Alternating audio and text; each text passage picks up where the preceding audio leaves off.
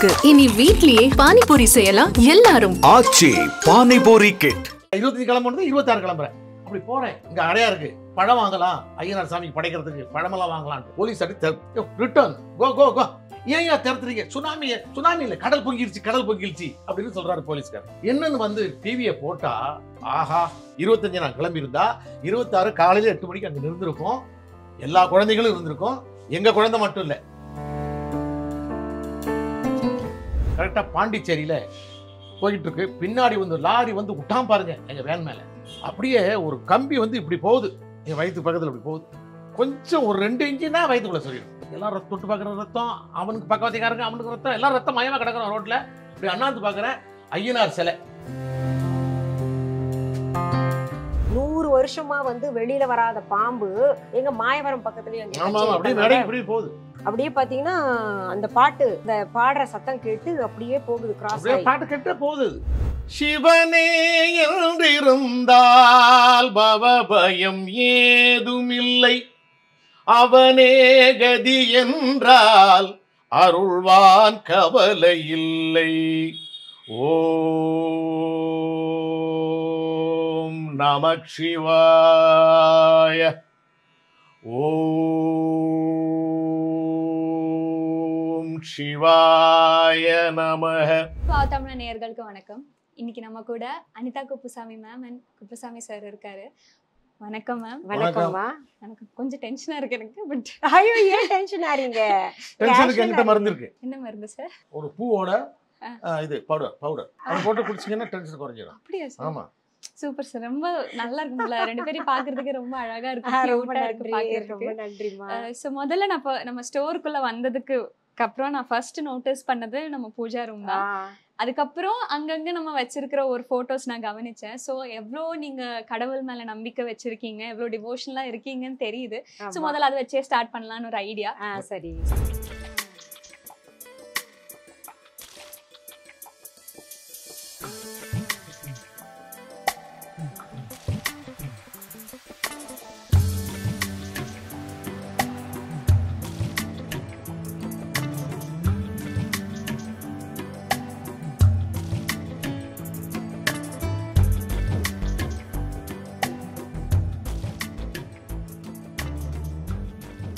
சொல்லுங்க, எப்போதுல இருந்து இந்த கடவுள் நம்பிக்கை சின்ன வயசுல இருந்தே இருக்கிறதானா இல்ல? அது எல்லாருக்குமே இயல்பா இருக்கக்கூடியதான, சின்ன வயசுல இருந்தே நமக்கு சொல்லி கொடுக்கக்கூடியதான விஷயம். இந்த நம்ம வாழ்க்கையில ஒரு பகுதி இது பக்தியும் இருக்கு. அப்போ வந்து நமக்கு சின்ன வயசுல இருந்தே கோயிலுக்கு எல்லாம் கூப்பிட்டு போவாங்க. நிறைய நம்ம இன்னொன்னு இறை சம்பந்தப்பட்ட பாடல்கள் நிறைய பாடுறோம்ல இப்போ. அதனால நம்மள அழிச்சிட்டு போறதே கோயிலுக்கு தானே. ஆமா ஆமா, மொட்டை போட, பேர் வைக்க, காது குத்த, எல்லாத்துக்குமே குலதெய்வ கோயில்ல தான் பண்றாங்க. அதுல வந்து எங்களுக்கு லைஃப்ல நிறைய மிராக்கிள்ஸ் எல்லாம் நடந்தனால பக்தி நாளுக்கு நாள் கூடிட்டு தான் போகுது. ஓகே சார், உங்களுக்கு அது எப்படி? அதேதான். அது இறை பக்தின்றது வழி வழியா வர்றது தானே. நம்மளோட முன்னோர்கள் என்ன வழிபட்டாங்களோ அதை நம்மளும் பின்பற்றுறோம். ஆமா, அது முதல் தெய்வம் குலதெய்வம், அதுக்கு அடுத்தது நம்ம இஷ்ட தெய்வம், அப்புறம் நமக்கு விருப்பப்பட்ட தெய்வத்தை கும்பிடுறது. அப்புறமா ஆண்கள் குரு, இந்த மாதிரி தனித்தனியா யார் மேல நம்பிக்கை இருக்கோ, அதிக நம்பிக்கை இருக்கோ. இறை என்பதே நம்பிக்கை தானே வாழ்க்கை. இப்போ இரவு தூங்க போறோம், என்ன நம்பிக்கையில் தூங்க போறோம்? மறுநாள் காலையில எழுந்திரிப்போம் அப்படிங்கிற நம்பிக்கை. அந்த நம்பிக்கை நமக்கு இல்லைன்னா தூக்கம் வருமா? வரவே வராது. அதனால இறைங்கிறது வந்து நம்பிக்கை தான். நம்பிக்கையின் அடிப்படையில் தான் நம்ம வாழ்க்கையை ஓடிக்கிட்டு இருக்கு. ஓகே, இப்போ சின்ன வயசுல இருந்தே இப்போ அந்த ஒரு நம்பிக்கை இருக்கும்போது, சின்ன வயசுல கடவுள்னா நமக்கு ஒரு ஐடியா இருந்திருக்கும், நம்ம இதுதான் கடவுள்னு. ஆனா அது நம்ம போற போக்குல நமக்கு ஒவ்வொரு வயசு ஜாஸ்தி ஆகும்போது அது டிஃப்ரெண்ட் ஆகும் இல்லையா? அந்த ஐடியா அது எப்படி சேஞ்ச் ஆயிருக்குன்னு நினைக்கிறீங்க? இல்ல, நீங்க சின்ன வயசுல நமக்கு ஆழமா பதிஞ்சிருவாங்க பாத்தீங்களா, கடவுள் பத்தி ஒரு உருவம், இல்லாட்டி நம்ம பக்கத்துல இருக்கிற கோயில், அடிக்கடி விரும்பி போற கோயில், இல்ல குலதெய்வம், யாரையாவது நினைச்சு நம்ம நமக்கு ரொம்ப இந்த காட் தான் பெட் அப்படின்னு நினைப்போம் இல்லையா? அந்த மாதிரி ஒரு உருவம் வந்து மனசுல பதிஞ்சிருச்சுன்னா அந்த உருவம் வந்து அதுதான் ஆணித்தரமா பதிஞ்சிருக்கும். எனக்கு எல்லாம் பாத்தீங்கன்னா எங்க ஊர் பக்கத்துல மாரியம்மன் கோயில் பக்கத்துல இருக்கும். அந்த மாரியம்மன் கோயில் தான் கதியா இருப்போம். நாங்கெல்லாம் விளையாடுறதாகட்டும், அங்கதான் என்ன பரீட்சைக்கு போறதா இருந்தா போய் சாமியை கும்பிடுவோம், இந்த நல்ல மார்க் வாங்கணும் அப்படின்லாம். அந்த அம்பாளுடைய முகம் தான் எனக்கு எப்பவுமே இருக்கும். இப்ப துர்க்கை அம்மன் வச்சுக்கோங்களேன், துர்க்கை அம்மன் சிலை இருக்கும்போது துர்க்கை அம்மன் இப்படித்தான் இருப்பாங்க, சிங்கத்து மேல உட்கார்ந்துருப்பாங்க அப்படின்றது நமக்கு அந்த சிலைகள், அந்த வடிவங்கள் மூலமாக, நமக்கு படங்கள் மூலமாக ஆழ நமக்கு பதிய வச்சுட்டாங்க. உங்களுக்கு அதேதான் இவங்க சொல்றதுதான். சார் அப்படி இல்ல சார். உங்களுக்கு ஒரு ஐடியா இருக்கும் இல்லையா? உங்களுக்கு சின்ன வயசுல நமக்கு ஒவ்வொருத்தருக்கும் எங்க ஒவ்வொரு குலதெய்வம் ஐயனார். ஓகே. நான் எது துவங்குறதுக்கு முன்னாடி ஐயனாரை நினைச்சுப்பேன். நினைச்சாலே போதும். குலதெய்வத்தை போய் அந்த உழுந்து புரண்டுன்னு இல்லை, அது நினைச்சாலே அவங்க கூடவே வந்துடுவாங்க. குலதெய்வன்றது தானே. அப்போ எதை துவங்குறதுக்கு முன்னாடியே அவர் நினச்சிப்பேன். அவர் வந்து இது வேண்டாம் இல்லை வேணும்னு முன்னாடியே காமிச்சிருவார். அது பெரிய அதிசயமாக இருக்கும். அதை சொல்ல முடியாது. இந்த ஆன்மீக அனுபவத்தை வந்து உணரத்தான் முடியுமே தவிர அதை வந்து ஆராய்ச்சி பண்ணுறதுக்கோ இல்லை அதை பற்றி விரிவாக சொல்கிறதுக்கோ இயலாது. அதை பத்தி நீங்க கேட்டீங்கன்னா அது பல எபிசோடு போய்கிட்டே இருக்கும். இல்ல அதான் நீங்க பேசும்போது நிறைய கதைகள் நமக்கு கிடைக்கும் இல்லையா? அதனால தான் கேட்கறதுக்கு. இப்போ நிறைய மிராக்கல்ஸ் நடந்திருக்குன்னு நீங்க சொல்லும்போது வாழ்க்கையில எந்த தருணத்துல நமக்கு ரொம்ப சந்தோஷமா இருக்கிற சமயத்துல நடந்த ஒரு மிராக்கலா கூட இருக்கலாம். உதாரணத்துக்கு சொல்றேன், எங்க குலதெய்வம் ஐயனார் இல்லையா, இவங்க என்னுடைய மகள் வந்து இவங்க வயிற்றுல மாசமா இருக்காங்க. அதனால இவங்க கச்சேரி செய்ய முடியாது. நான் வேளாங்கண்ணி பக்கத்துல தான் எங்க ஊரு. வேளாங்கண்ணியில் வந்து கொடியேற்று விழா வந்து ரொம்ப பிரமாதமாக நடக்கும் அந்த செப்டம்பர் மாதம். அப்போ என்னை கூப்பிட்றாங்க கச்சேரிக்கு. அப்புறம் கிளம்புறேன். கிளம்பும்போது வாசலுக்கு வர்றேன். இவங்க இல்லை, இவங்க வந்து கும்பகோணத்தில் இருக்காங்க. நான் வாசலுக்கு வர்றேன். மேலே மாட்டியிருந்த கடிகாரம் கீழே விழுவுது. பட்டார்னு எனக்கு முன்னாடி விழுவுது. கிளாஸ் உடஞ்சிருச்சு. இப்போ வீட்டில் இருக்க சொன்னால் என்னென்னா புறப்படுற நேரத்தில் மேலேருந்து தலையில் விழுவுற மாதிரி விழுகுது. அது கிளாஸ் உடஞ்சிருக்கு. ஏதோ நீங்கள் வந்து உட்காந்து இருந்துட்டு ஒரு டீ குடிச்சிட்டு போங்க, நான் அதுக்குள்ளே க்ளீன் பண்ணிடுறேன்னு சொல்லிட்டு க்ளீன் பண்ணிட்டா ஒரு டீ போடுறா. டீயை சாப்பிட்டு மறுபடியும் நான் கிளம்புறோம். கிளம்பும்போது சூட்கேஸ் எடுக்கிறேன். சூட்கேஸோட காது அருந்து என்னோட காலில் விழுது. காலில் விழுந்து அடி சத்தி. ஐயாப்பா முடியலையே, என்னப்பா இது ரெண்டாவது இப்படி இருக்கே, என்ன ஐயனாரே அப்படின்னு ஐயனார் தான் கூப்பிடுறேன். நான் என்ன இப்படி இருக்கேன்னு சொல்லிட்டு, இல்லை இன்னொரு டீ சாப்பிடுங்க அப்படின்னு சொல்லி டீ போட்டு கொடுக்குறேன். வேலைக்காரி போட்டு கொடுக்குறேன்.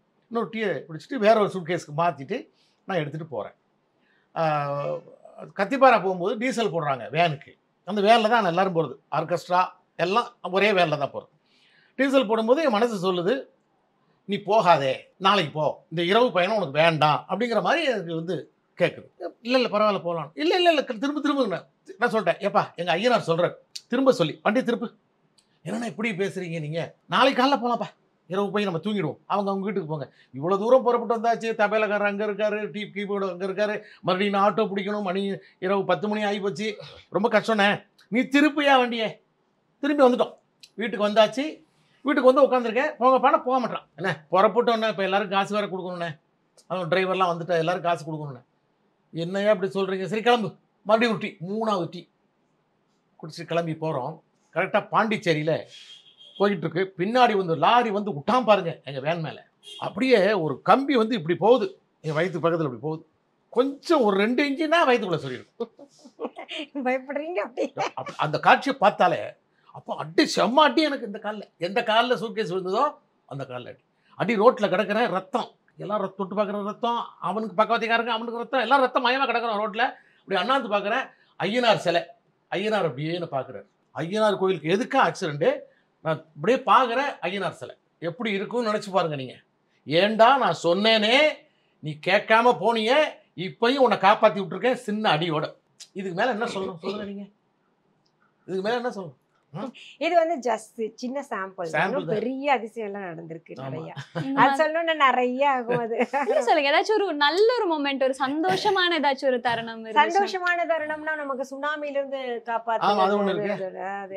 அதாவது அதே ஐயனார் கோயிலுக்கு ஆனந்த வீடன்ல இருந்து பேட்டி எடுக்கிறாங்க. எங்க குலதெய்வம் அப்படின்னு போட்டு எழுதணுங்கிறதுக்காக. அப்ப நான் டிக்கெட் எடுத்துட்டேன். எப்போ அந்த சுனாமி வந்த அன்னைக்கு காலையில் 26 காலையில அந்த கோயிலில் ஷூட்டிங் எடுக்கிறது, பூஜையெல்லாம் செய்கிறதுன்னு எல்லாம். முதல் நாள் பூவுக்கு ஆர்டர் கொடுத்தாச்சு, எல்லாத்துக்கும் ஆர்டர் கொடுத்தாச்சு.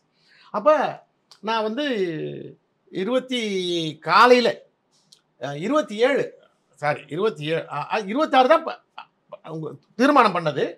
என்ன பண்ணுறாங்க, இந்த தில்லாடி வள்ளியம்மை மாளிகையில் வந்து கச்சேரி வேணும், இங்கே எக்மோரில் கைத்தறி கண்காட்சியில் உங்கள் டிசம்பர் 25 போன வருஷம் வச்சோம், யாருமே வரல, நீங்கள் இந்த வருஷம் வந்து பாடுங்க, கூட்டமாவது வரும். இல்லைங்க 25 காலையில் நான் ஊருக்கு கிளம்புறேன், 25 இரவு நான் அங்கே இருப்பேன், 26 காலையில் வந்து ஐயனார் கோயிலுக்கு பூஜை வைக்கிது, அது வீடம் வந்து எடுக்கிறாங்க, அதெல்லாம் இருக்கு சார், எல்லா ஏற்பாடும் பண்ணிட்டேன். அதெல்லாம் இல்லை, உங்களுக்கு அந்த ஏற்பாட்டை மாற்ற முடியுமா?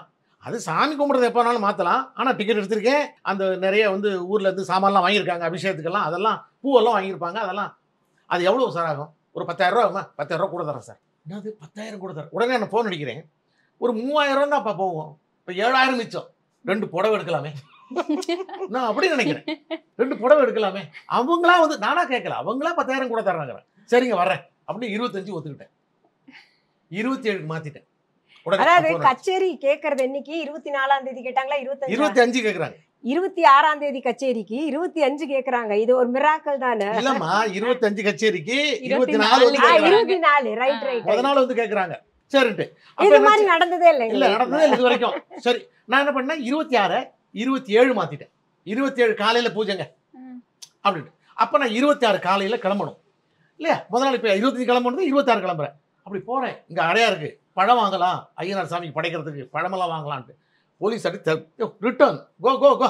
ஏன் திறத்துறீங்க? சுனாமி இல்லை, கடல் பொங்கிருச்சு அப்படின்னு சொல்றாரு போலீஸ்கார். என்னன்னு வந்து டிவியை போட்டா ஆஹா அந்த வெள்ளம் பீச்செல்லாம் காமிக்குது. உடனே நான் ஃபோன் அடிக்கிறேன், ஊருக்கு ஃபோன் போகல. இவங்க வீடு கடற்கரை போறோம், எங்க வீடு கடற்கரை வரும். நிறைய பேர் போயிட்டாங்க, தண்ணியில போயிட்டாங்க. இதுல என்ன பியூட்டின்னா நாங்க போயிருந்தோம்னு வைங்களேன், அப்ப என் பிள்ளைங்க எல்லாம் சின்ன பிள்ளைங்க, அதுங்களுக்கு பீச் தான் வேணும், அதுக்காகவே ஊருக்கு போவாங்க. 27 மாத்தாம 26 25 நான் கிளம்பி இருந்தா 26 காலையில 8 மணிக்கு அங்க இருந்திருக்கும். எல்லா குழந்தைகளும் இருந்திருக்கும். எங்க குழந்தை மட்டும் இல்ல, ஊரு நாங்க போயிருக்கோம், நிறைய பேர் வந்திருப்பாங்க. டோட்டலா அவுட் ஆயிருக்கும். அதெல்லாம் பாத்தீங்கன்னா மகிழ்ச்சியா தான் இருக்கு. ஒரு மிராக்கிள். அவர்தான் ஒரு நாள் யாராவது கச்சேரி புக் பண்ணுவாங்களா? அவங்க மனசுல போய் அவனை போய் புக் பண்ணுன்னு சொல்லி அதெல்லாம் மிராக்கிள் தான். இதெல்லாம் சொன்னா இந்த 21ஆம் நூற்றாண்டுல இது என்ன இப்படி நீங்க சாட்சாத்து ஒன்று தெரிஞ்சீங்க. அங்க இருக்கிற சபரிமலை இருக்க ஐயப்பன் தான் ஐயனார், அவரும் இவரும் ஒண்ணுதான். சூப்பர், நல்லா இருக்கு. கதை கேட்கறதுக்கு நல்லா இருக்கு. நிறைய விஷயங்கள் நடந்திருக்கு இல்லையா உங்களுக்கு? எனக்கு அந்த மாதிரி எல்லாம் எதுவுமே ஃபீல் ஆனது கிடையாது. சோ அந்த மாதிரி விஷயங்கள் கேட்கும் போது நல்லா அது இன்னொன்னு இருக்குது. அவர் என்ன பண்ணிருக்காரு, எங்க அப்பா கடற்கரைக்கு போயிருக்காரு. எனக்கு வந்து ஊருக்கு போனா நான் மீன் சாப்பிடுவேன், அந்த கடற்கரை ஓரங்கிறதுனால உள்ள வரானே. அப்ப 26 புறப்பட்டு வரானே, 26 இரவுக்கு அவன் சாப்பிடணுமேன்னு சொல்லிட்டு காலையிலேயே போயிட்டாரு மீன் வாங்க. அப்பதான் அலை வந்து இவர் அடிச்சிருச்சு, இவர் அலை சுருட்டிருச்சு. சுட்டோடனே இதோட கதை முடிஞ்சதுன்னு நினைச்சிருக்காரு. நினச்சிட்டு இருக்கிறப்போ அந்த அலை உள்ள இழுக்கும் போது தான் நிறைய பேர் இறந்தது. இவரையும் இழுத்துருக்கு. இவர் இழுக்கிறப்போ இவர் கையில் ஒரு கயிறு வந்து சுக்கிட்டு, இவரையும் அறியாம மீனவர்கள் மீன் வாங்கி போவாங்கல்ல, அந்த கயிறு வந்து சுக்கிட்டு, அந்த கயிறு பனைமரத்தில் சிக்கிட்டு அட்டிச்சோன்னு. அந்த பனைமரம் நாங்க நட்ட பனைமரம். ஓ, அந்த பனைமரம் நாங்க நட்ட பனைமரம்.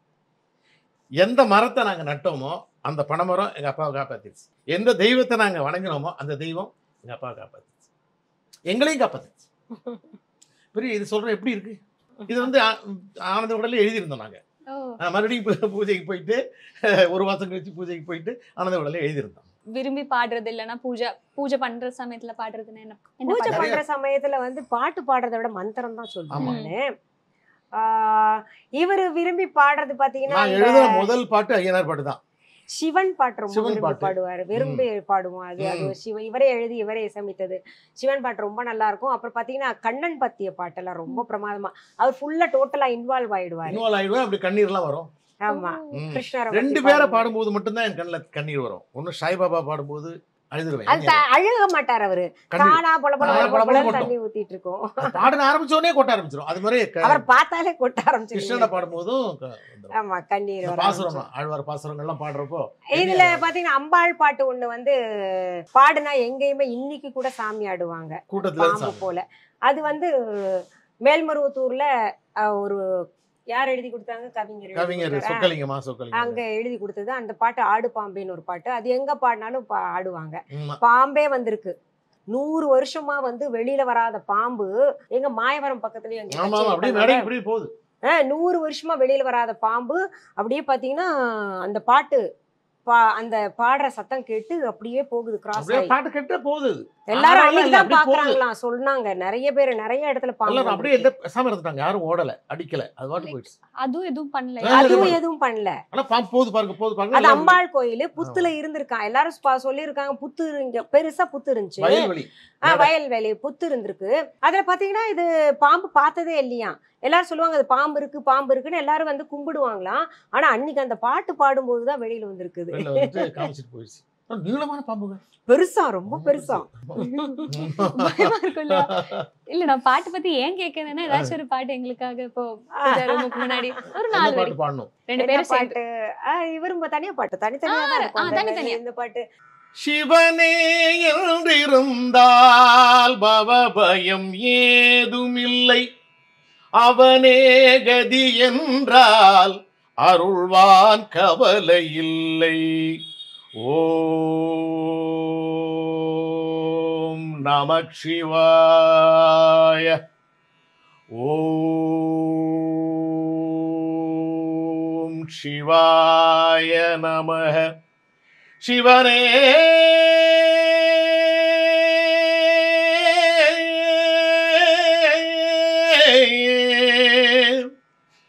சிவனே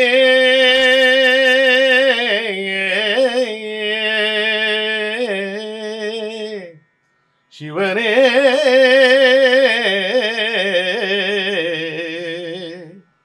சிவனே.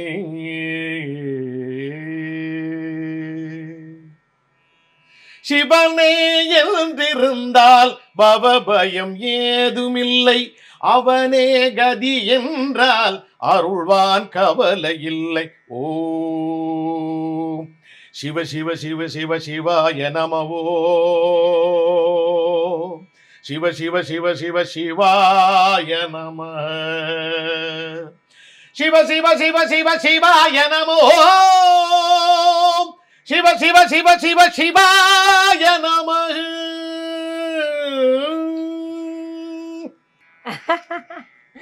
இது வந்து ரொம்ப பிடிக்கும் எங்க 2 பேருக்குமே பாடும்போது. நான் பாடினதுல வந்து எனக்கு பொதுவாகவே சாமியை கும்பிடும்போது நம்ம ஒரு குழந்தையா மாறிடணும்னு சொல்லிட்டு இருக்கு. நம்ம உள்ளத்துல ஒண்ணுமே இல்லாம கும்பிட்டாதான் நமக்கு பார்த்தீங்கன்னா அந்த பகவானுடைய அருள் வந்து சேரும். அதனால அந்த மாதிரி ஒரு பாட்டு எழுதியிருந்தார், 5 வயசு போல அறியாத பருவம் போலன்னு. அந்த பாட்டு எனக்கு ரொம்ப பிடிக்கும். அந்த ராகம் கூட ரொம்ப நல்லா இருக்கும். இவரே இசையமைத்து இவர் எழுதின பாட்டு எனக்கு சொல்லி கொடுத்தாரு. 5 வயசு போல அறியாத பருவம் போல பிஞ்சு மனமானே நடி அம்மா, உன்னை பிரிய மனம் இல்லையடி அம்மா. 5 வயசு போல அறியாத பருவம் போல பிஞ்சு மனமானே நடி அம்மா, உன்னை பிரிய மனம் இல்லையடி அம்மா. இந்த பாட்டு ரொம்ப பிடிக்கும் எனக்கு. நானே ரசிச்சு பாடுவேன். அது ரொம்ப பாடும்போது வேற ஏதோ ஒரு யூனிவர்ஸுக்கு போன மாதிரி ஒரு ஃபீல். சார் ஹை பிச்ல சூப்பரா இருந்துச்சு. ரொம்ப நன்றி. இப்போ நீங்க நிறைய பேர் இப்ப ஒரு கமெண்ட் போடுவாங்க, சிவனா பாடுறாரு நெத்தியில நீர் இல்லைன்னு. அது போட்ட வேர்வையில அழிஞ்சிரும். அதுக்காக நீர் அந்த அந்த நேரம் சாமி கும்பிட்ற நேரத்துல நீர் பூசுவேன், மற்ற நேரத்துல இல்ல. கேட்பாங்க, கண்டிப்பா அதை கேட்பாங்க.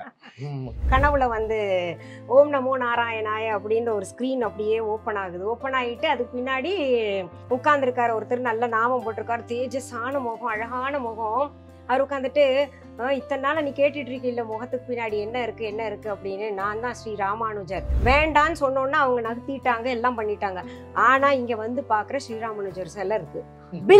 பில்லும் போடல. அவங்க எப்படி வந்தாருன்னு தெரியல. அவங்க வேண்டாம். அப்புறம் நான் சொன்னேன், ஃபோன் பண்ணி கேட்டேன், ஏமா நான் தான் வேண்டான்னு சொன்னேன், ஏமா இந்த மாதிரி பண்றீங்க அப்படின்னு. மேம் நீங்க சொன்னோன்னு நாங்க நகர்த்திட்டோம், வேணாம் பாருங்க மேம் பில்லுல இருக்காது. அவரு பில்லுல பாக்குறேன், அவருக்கான பில்லே போடல. இவங்க வந்து போயிட்டு அந்த பூஜை பண்ணும்போது சிலையை தொட்டாங்கன்னு வைங்களேன், திரும்பும்பொழுது யார் என்ன நிக்கிறாங்களோ அவங்கள பத்தி எப்படி சொல்லுவாங்க? அது ஒரு இன்ட்யூஷன். இல்ல எனக்கு புரியல. அது நான் வெளில சொல்லாம இருந்தேன், இப்ப சொல்றேன். இல்ல பொதுவா அதெல்லாம் சொன்னா பின்ன ஆல்மோஸ்ட் 2 சிட்டிங்லயே ப்ராப்ளம் எல்லாம் சால்வ் ஆயிடும். தானே குடும்பத்துல இருக்க பிரச்சனை, கணவன் மனைவி பிரச்சனை, இல்ல வந்து ஹெல்த் இஷ்யூ, இல்ல பண பிரச்சனைக்கெல்லாம் நிறைய வந்து சொன்னது நான் வீடியோவே இருக்கேன்ட்டேன் ஆதாரத்துக்கு. அதெல்லாம் சொன்னா நீங்களாம் ஆடி போயிருவீங்க. இதான் ஃபர்ஸ்ட் டைம் நாங்க பத்தி பேசுறோம். என்னன்னா இவங்களை சாமியார் ஆக்கிட்டா என்ன பண்றது எனக்கு பயம். அதனாலதான் இதை பத்தி நான் பேசுறதே இல்லை. நார்மலாவே இருந்துருவோம். மக்களுக்கு பிரச்சனை தீர்ந்தா போதும், நம்ம எதுக்கு இது சொல்லிட்டு கிடக்கணும்னு நான் சொல்லல. என்னையும் அறியாமல உளறிட்டேன்.